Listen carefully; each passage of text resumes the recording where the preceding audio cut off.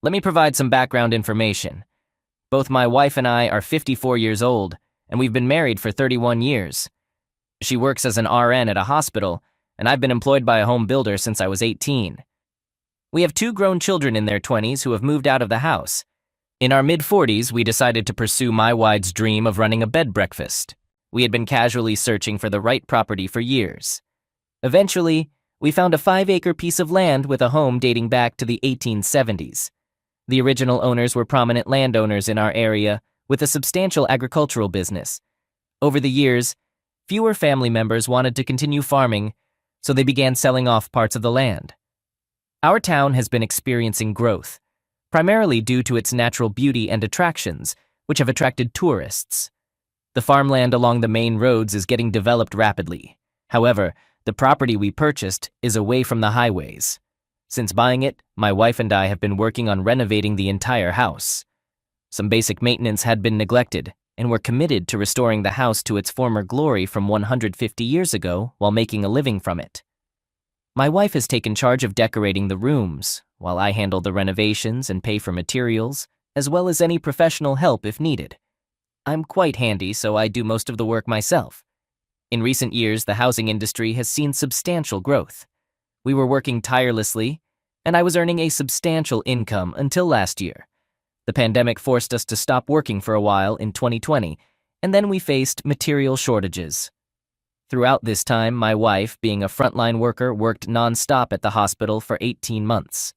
Last year, she often worked for weeks without taking a day off.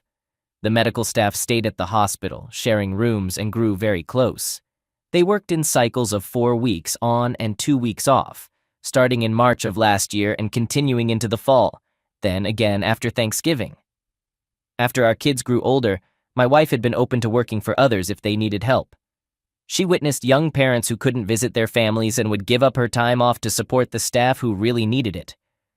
Others on the team did this too. The whole experience with COVID changed her. Witnessing people being put on ventilators and the deaths had a significant impact. She became a different person, more distant. Our intimacy came to a halt. I thought it was due to her experiences or her age. I tried discussing it, but she told me she just didn't feel the same anymore.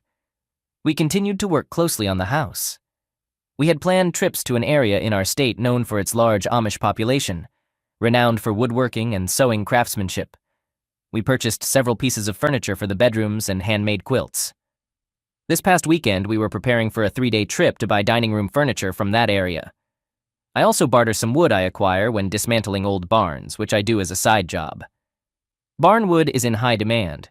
However, my boss informed me that everyone would be working the whole week because he managed to get the necessary supplies. I told my wife we could go on Saturday and Sunday, but on Friday morning, she informed me that she would still be going with some co-workers because there was a fall festival happening too. That night, I went to a local bar. One of her co-workers approached me and I asked her if she was going on the trip. She had no knowledge of it, so I texted my wife, inquiring if she had arrived safely and who was with her. She responded that her friend, another close friend, and someone named Stevie were with her. I had heard this name mentioned in the past few months and initially assumed it was a woman.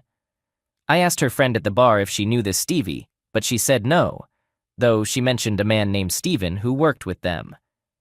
My wife returned on Sunday afternoon with bags containing tablecloths, napkins, kitchen towels, and more.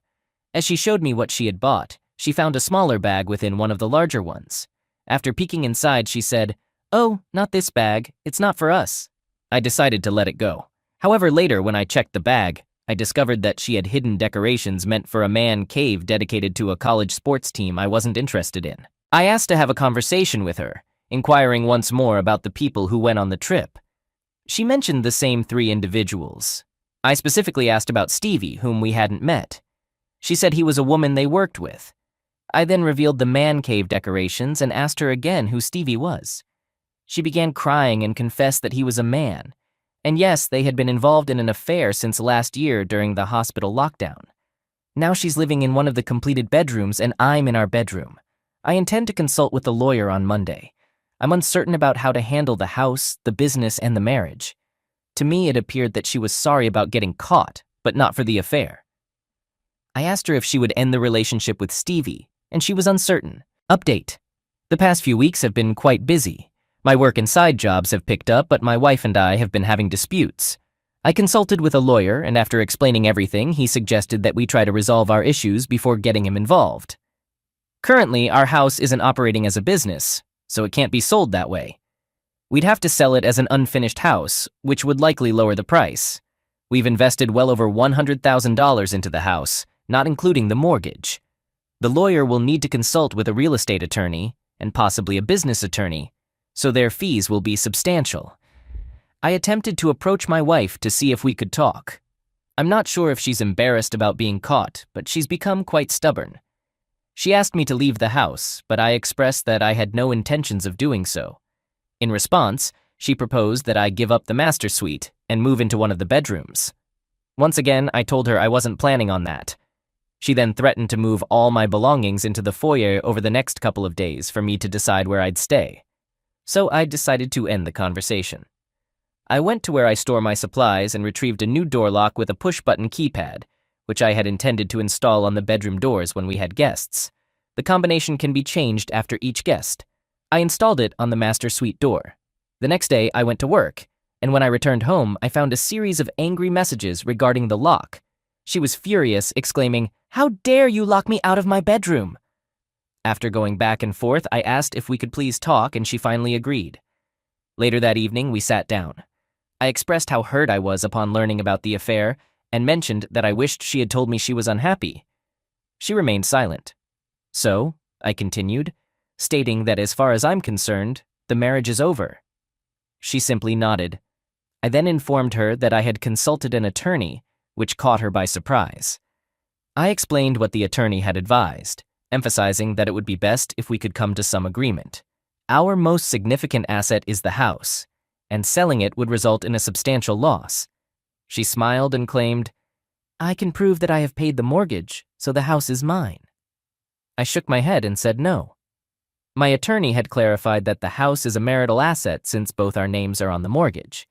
I then showed her a couple of binders where I had organized every receipt by room, detailing how much of my money I had spent on refurbishing the house, thousands in total.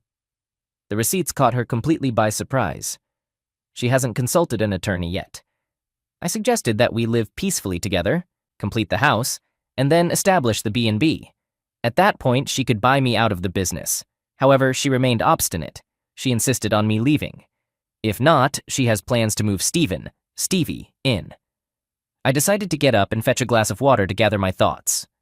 Upon returning to the table, I told her that if I see him in the house or on the property, I would start undoing everything that has been done. I would remove every nail and screw I've put in, take down every light and plumbing fixture.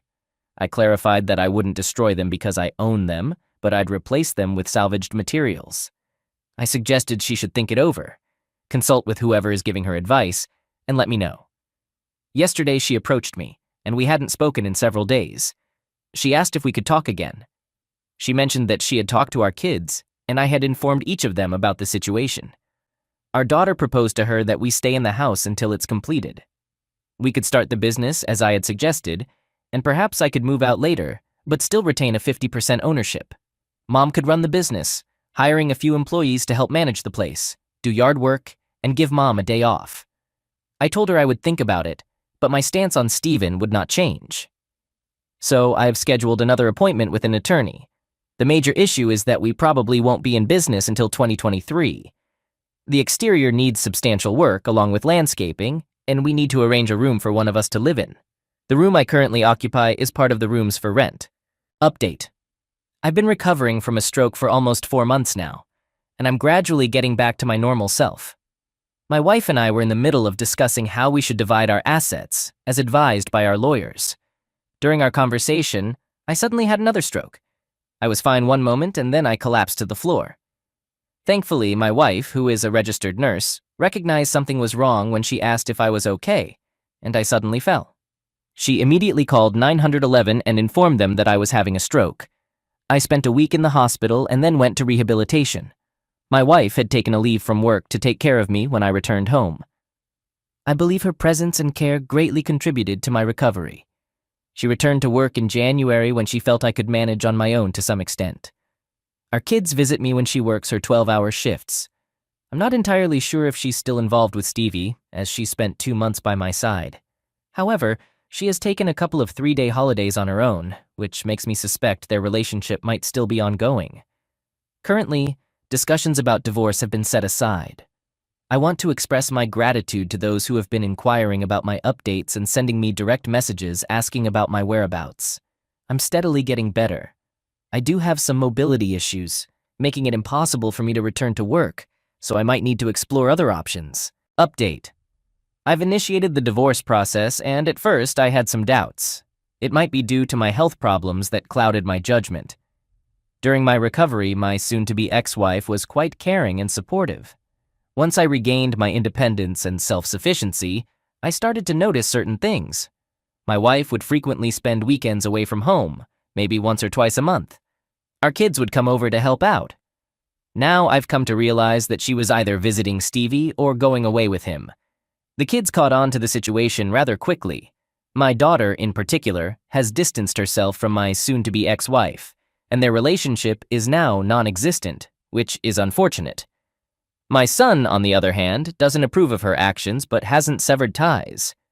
We've had discussions about divorce and dividing our assets, and it seems we'll manage it amicably. Neither of us can afford to buy the other's share. We've enlisted the help of a business broker who found a company, somewhat similar to Airbnb, which has made us a great offer for our property. So we'll proceed with the divorce and move forward once it's finalized in a month or two. The property sale will follow shortly after. My health is not completely restored, and it might never be. Fortunately, I have a supportive boss who's accommodating as I transition into my new role as a project manager for him. All right, that was a fun story. Now let's move on to another exciting one. Stay tuned and let's dive in. Story 2. I've been married to my wife for 12 years, and we have an amazing 11-year-old son. Until last night, I believed our marriage was good. I always tried to be good to her, and we didn't have financial or intimacy issues. I never took her for granted, and I genuinely felt grateful every day that she was my wife. But now, I'm not sure what to think. Yesterday, after work, I received a call from my local police department. They asked me to come to the police station as soon as possible. I was panicked and feared something had happened to my wife or son. However, they assured me that there was no danger to them and just asked me to come to the station. When I arrived at the station, they placed me in a room with a table and chairs. They started asking me about a guy my wife works with, whom I haven't seen or spoken to since our company's Christmas party in December 2019. The officers kept asking questions like, "How long have you known?" and "How did you find out?" I was puzzled and could only respond with, "What are you talking about?" After about an hour, I stopped answering their questions and repeatedly asked about the whereabouts and safety of my wife and son. This back and forth went on for around 2 hours, with the officers periodically leaving the room for 15 to 20 minutes before returning to continue the questioning, like in a cheesy cop show. During their final visit, they showed me a video on a tablet of my wife and the guy from her work having closeness. I couldn't remember much after that, except for repeatedly screaming, "What the heck is this?" I had a severe panic attack right there at the police station. A paramedic checked me out and my blood pressure was incredibly high. He suggested going to the hospital, but I declined as I needed to locate my wife and son. After I calmed down, the officers explained that the man in the video had been having an affair with my wife, as well as with several other women. He was discovered that morning, brutally beaten in his driveway. He was still alive but in critical condition, and there were doubts about his survival. His wife granted permission for authorities to check his phone and computer, where they found the video involving my wife. They inquired about my whereabouts that morning, and I informed them that I had been at the gym and later at work, which is about a 10-minute drive from the gym. At that point, they allowed me to leave.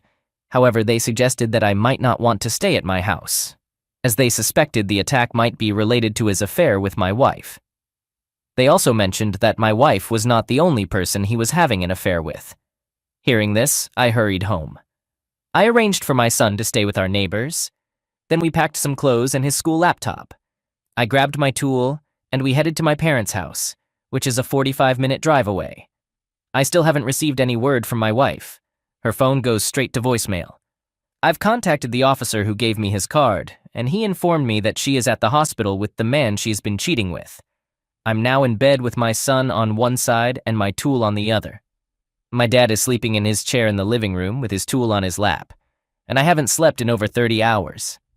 I feel lost and confused, not knowing where to start. Update. For those who question the authenticity of my post, my only response is that I genuinely wish it were not true. Sometimes real-life events can be even more unbelievable than fiction. To those who couldn't find a news story, it seems that due to the nature of the attack, many details were kept confidential. Even local news outlets only briefly mentioned it as an assault during their nightly news. To those who insinuated that the police wouldn't do that, I must disagree. They did.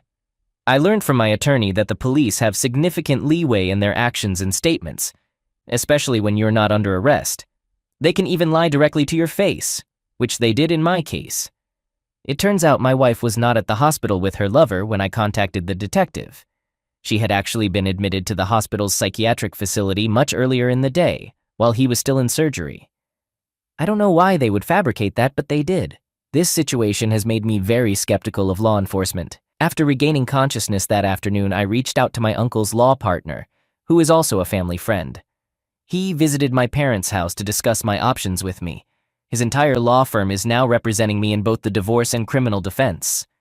On that Sunday, he obtained an emergency custody order and a protective order against my wife for me, my son, and my parents. Our court date is set for 60 days from now. The police served her with the order on Monday as she was leaving the psychiatric hospital.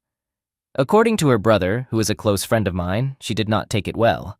She is currently staying with her parents. I still haven't had a conversation with her, and she hasn't made any effort to contact me either.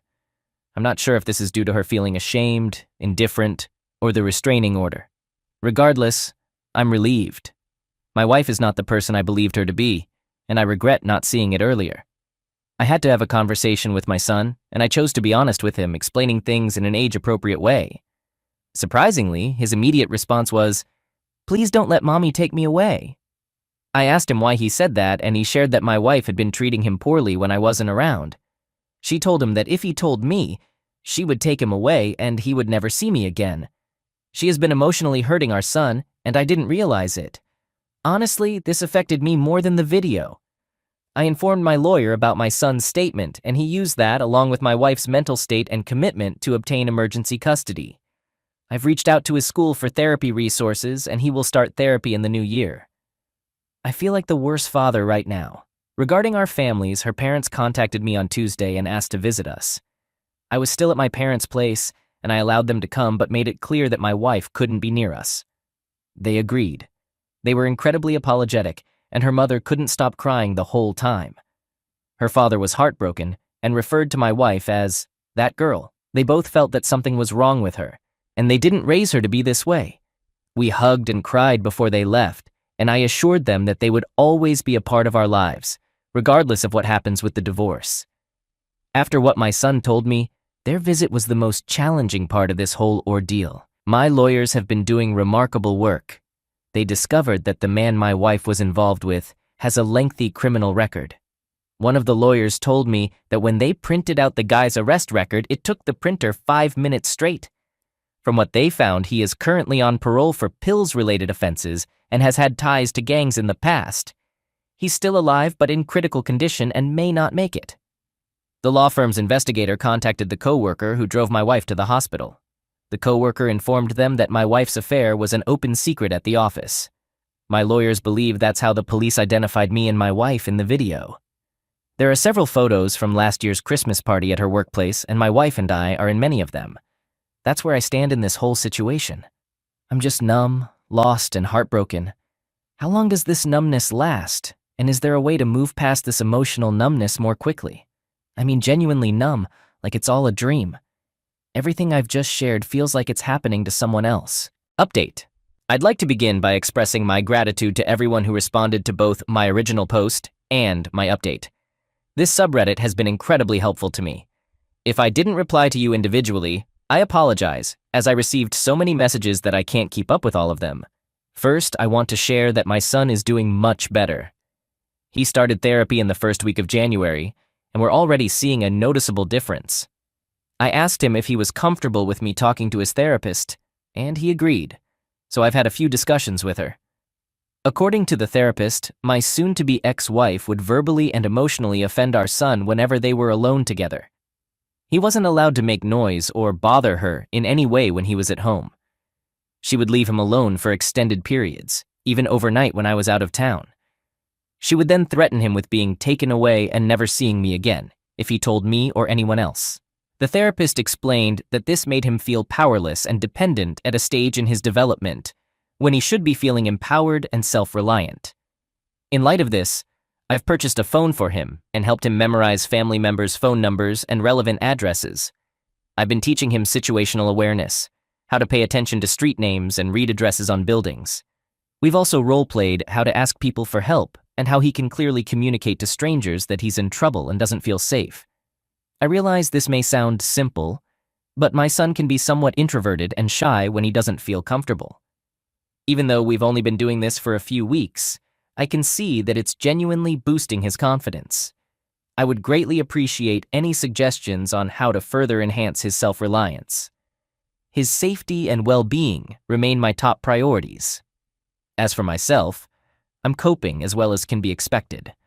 I started therapy around the same time as my son, and although I don't speak to my therapist as much as he does, it has helped me talk through my thoughts and feelings about everything that has happened to us and our family. The numbness has dissipated, but it has been replaced by a burning anger in the pit of my stomach whenever I think of my soon-to-be ex and what she has put our family through. Interestingly, even though I dislike feeling angry, it's easier to handle than the numbness. My therapist mentioned that this is part of the grieving process, and what matters is not how we feel, but how we channel these emotions. Regarding my legal situation, I must admit it's the most intimidating challenge I've ever faced in my life. I was given temporary full custody of my son and child support. Although I didn't initially want it, my lawyer insisted we request it. The order of protection for my son and me was also extended. During the request for an order hearing, which my wife and her lawyer didn't attend, the judge inquired about allowing supervised visitation. However, my son strongly refused, which is why I brought him along as my lawyer advised. The judge asked my son if he would talk to him privately, and my son agreed. They had a meeting in chambers with the judge, a stenographer, and a child welfare officer, which lasted about 10 minutes. Following this meeting, the judge granted the temporary orders and ordered therapy and a psychological evaluation for my son. Fortunately, the therapist he's seeing has a connection or accreditation to work with the courts, so he doesn't need to see another therapist. My lawyer explained that this is positive because his therapist can provide a custody recommendation. Still, I'm fearful that she might get some form of custody despite what she put our son through.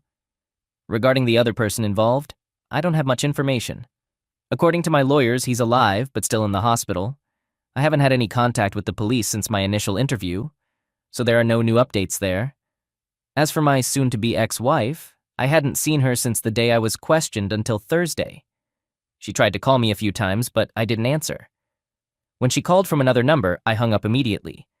I have no desire to engage in a conversation with her or hear anything she has to say. Her lawyer requested a preliminary hearing for our court-appointed mediation. She was served in the second week of January. She attended the meeting with her lawyer, and I know it might sound petty, but even with the mask, she didn't look well. My STBX used to be an attractive and athletic woman. I swear in our wedding photos, she resembled a supermodel. However, now she's lost a significant amount of weight, which is concerning. She appeared unwell and fragile. She didn't even make eye contact with me and mostly kept her face down throughout the meeting. In a nutshell, their requests were quite absurd. They sought visitation during the divorce proceedings and shared custody afterward. They also wanted us to drop the order of protections. On top of that, she proposed living together until the divorce is finalized, which is honestly unbelievable after everything that's happened. It was so disrespectful that it gave me a pounding headache throughout the entire meeting. However, it was all worthwhile when we disclosed a surprise to her lawyer. During the discussion of how to handle the division of assets, my lawyer reacted with astonishment and said, "What division of assets? Read the prenup." The expression on her lawyer's face was absolutely priceless. She hadn't informed her lawyer about the prenuptial agreement. My late uncle, the founding partner of the law firm I'm using, drafted that prenup. He even hired her a lawyer to review it before we got married. According to my lawyer, it's a masterpiece because we adhered to my late uncle's instructions by keeping our finances separate. The house we live in was a gift from my uncle to me before our marriage. All the utilities and insurances are in my name. Each vehicle is registered only in the owner's name. We never had to co-sign for each other's debts. We do have one joint savings account for household expenses and emergencies, which used to hold around $8,000, but she has already emptied it, leaving less than $300. The prenup stipulates that marital assets and debts are to be divided equally, and ownership of intangible assets and personal debts reverts to the individual who incurred them. The adultery clause is simple. It means that if either party is caught or admits to committing adultery, they forfeit any claim to spousal support. There's more to it, but my lawyer assures me that trying to challenge this prenup will be exceptionally difficult because it's one of the most equitable prenups he's ever seen. The last request from her lawyer has deeply affected me. They asked to delay the official mediation for 6 months while my wife attends an inpatient rehab for substance use. A few people in my previous posts mentioned her possible substance use, but I never really considered it until now. It was hard for me to even imagine. I talked to my lawyer about it, and he said we'd discuss it and respond to their proposal. Before we left, my wife spoke for the first time and handed me a letter she had written. My lawyer gave me a cautionary look, but after some internal debate, I took the letter. Regrettably, I wish I hadn't. The letter began with all those cliché lines cheaters use that everyone warned me about. I love you. I love our family. I know I mistreated our son, and I hate myself for it. I want us again. But she did admit that she started using her medication after a major surgery she had about 2 years ago. Eventually, she began buying these pills from her colleagues, including the other person. He became her main supplier, and when she ran out of money, she started sleeping with him to compensate. She concealed all of this from me because she was afraid I'd make her stop, and she felt unable to function normally without the medication. According to her, he meant nothing more to her than a source for her fix, and she deeply regrets her actions, both for herself and our family. Now she claims to understand how terrible her actions were and wants to get better for the sake of our family. She's asking me to at least give her some time to prove her commitment. For the record, let me clarify that I will never reconcile with my wife. Our marriage ended the moment she cheated on me and mistreated our son. However, I can't help but wonder where I was during all of this. I feel like the most gullible, oblivious person on earth. Moreover, how should I navigate this situation from here? Am I merely discarding her, or is my sense of betrayal still justified? I'm filled with anger and resentment towards her, and it's hard to treat someone battling the demons she's facing. I'm utterly lost and feeling hopeless once again.